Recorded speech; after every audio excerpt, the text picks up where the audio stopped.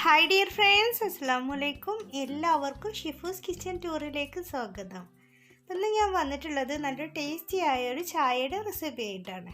നമ്മൾ ഈ ചായ റെഡിയാക്കി എടുക്കുന്നത് കുക്കറിലാണ്. നമ്മുടെ കുക്കർ ചായ അല്ലെങ്കിൽ ദം ചായ എന്നൊക്കെ ഈ ചായക്ക് പറയാം. കുടിക്കാൻ നല്ല ടേസ്റ്റാണ്. അപ്പോൾ നിങ്ങൾ എല്ലാവരും ഇതുപോലെ ഒന്ന് ട്രൈ ചെയ്ത് നോക്കണം.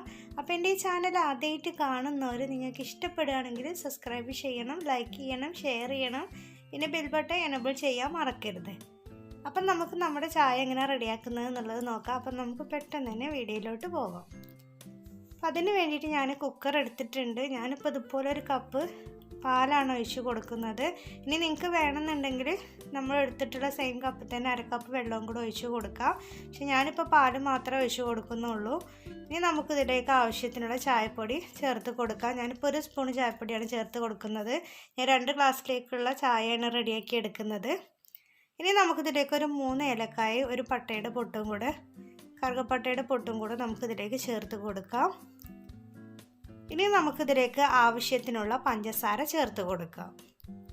അപ്പം നമ്മളിതുപോലെ കുക്കർ ചായ റെഡിയാക്കുമ്പോൾ നമ്മൾ ശ്രദ്ധിക്കേണ്ട ഒരു കാര്യം, നമ്മൾ കൂടുതൽ ചായ റെഡിയാക്കുമ്പോൾ നമ്മൾ വലിയ കുക്കർ തന്നെ എടുക്കുക, അല്ലെങ്കിൽ തിളച്ചിട്ട് ഇത് പുറത്ത് വരാൻ സാധ്യത ഒരുപാട് കൂടുതലാണ്. അപ്പം നമ്മൾ കറിയൊക്കെ വെക്കുമ്പോൾ അതിൽ വെള്ളം കൂടിപ്പോയാൽ തിളച്ചിട്ട് മുകളിലൂടെ വരില്ലേ, അതുപോലെ വരാനുള്ള സാധ്യത കൂടുതലാണ്. അപ്പം ഞാനിപ്പോൾ 2 ഗ്ലാസ് ചായ ഇതിൽ റെഡിയാക്കുന്നുള്ളൂ. അപ്പം നമ്മൾ ചായ കൂടുതൽ എടുക്കുന്നതിനനുസരിച്ച് നമ്മൾ വലിയ കുക്കർ എടുക്കുക, അത് പ്രത്യേകം ശ്രദ്ധിക്കുക. അപ്പോൾ ഇനി നമുക്കിത് ഗ്യാസിലേക്ക് മാറ്റി കൊടുക്കാം. ഗ്യാസിൽ വെച്ച് ഒരു വിസിൽ വന്നിട്ടുണ്ട്. ഞാനിപ്പോൾ ഗ്യാസ് ഓഫ് ചെയ്ത് ആവിയൊക്കെ പോയതിന് ശേഷമാണ് ഇപ്പോൾ ഞാൻ തുറന്നിട്ടുള്ളത്.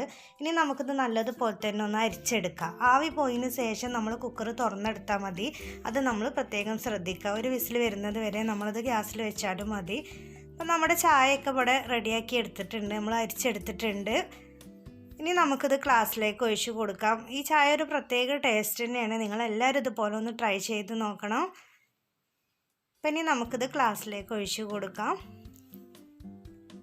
അപ്പോൾ വീഡിയോ ഇഷ്ടപ്പെട്ടാൽ ലൈക്ക് ചെയ്യാൻ മറക്കരുത്. അപ്പോൾ ഇൻഷാ അല്ലാഹ് ഞാൻ വേറൊരു വീഡിയോസുമായിട്ട് വീണ്ടും വരാം. Thank you for watching.